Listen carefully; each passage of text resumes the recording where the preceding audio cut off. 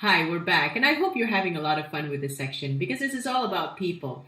And I hope you're getting to know a lot about yourself and discovering things that about yourself that you might not already know, and also learning more about the other people in your network. Now, let's move on to the three tools of communication. In fact, we use all three of these tools when we communicate to whoever we communicate, whether or not we are aware of it or not. Okay? So, for instance, if I said to you, "You look great," versus "You look great," what do you see are the difference? Okay, the first one, I smiled, so the body language is there. I smiled. I showed positive energy, perhaps by the tone. "You look great." And perhaps that sounds sincere because I did try to make the tone more sincere.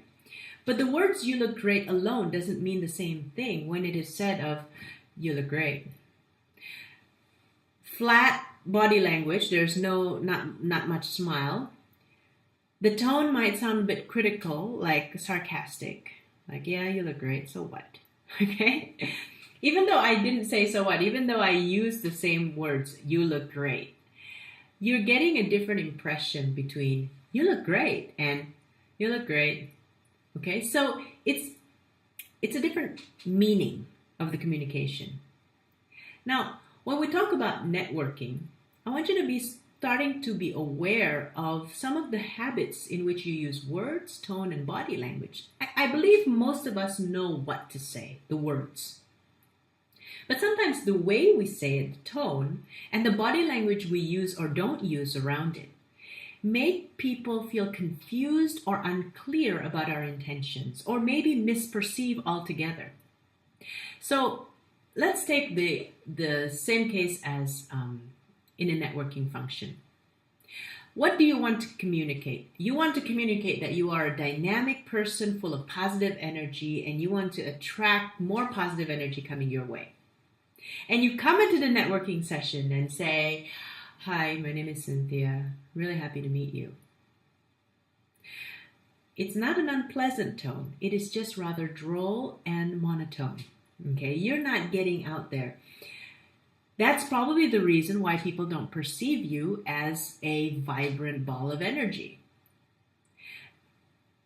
You want to project a confident tone. You want to project that you are competent in what you know and you are the source of expertise in the room. You come into the networking event and say, "Hi, I really, I'm happy to meet you." You're stuttering. You're using the same words, but again, it creates a different effect because the tone is hesitant. You're stuttering. You're repeating the same words. It's not a very confident thing. You want to project confidence? "Hi, I'm really happy to meet you." You want to project positive, vibrant energy? "Hi, I'm really happy to meet you." It's a different tone and a different body language using the same exact words. So I want you to think about some of these things are habits. Being monotone. Maybe we come from an environment where everybody around us have a monotone voice. I mean, maybe we're just born with it. But like it or not everybody understands that. So even if you are born with this kind of voice and you've been talking like this for the last 25 years, you might want to start taking voice lessons or practicing just to be able to play with that tone, especially if you're dealing with those auditories, because they really appreciate the tone differences. And it makes your conversation more interesting and more dynamic when you can play with the tone and not always end up at the same tone all at once. Okay, so come with that. For to add to your message, sometimes body language, to emphasize things, sometimes body language helps, and the idea is with networking, when you are with different people, when you're trying to build relationships, first you have to match and mirror them. So yes, sometimes you see a person who is very vibrant. You say, "Hi, how are you?" Blah, blah, blah. And if you reply, "I'm fine, how are you?" you see a sudden mismatch. Not so much in the words, but in the tone and body language that you've been using. The vibrant person might not no longer be attracted to you or might not want to spend too much time with you because you're so boring. Okay? Now, if you want to start connecting with people of different energy levels, you need to also match at their energy level. So if someone comes up to you and says, "Hi, how are you doing?" I say, "Great, how are you? How's business?" Even though maybe naturally you're not like that. That's okay. Another sense, when somebody more calm and more tranquil comes to you, it's like, "Hey, how are you doing? How's business?" You don't come off and say, "Great, how are you doing?" Well, you scare them off. Okay, you might want to get a little bit toned down. "Fantastic, I've had a great week. How are you doing?"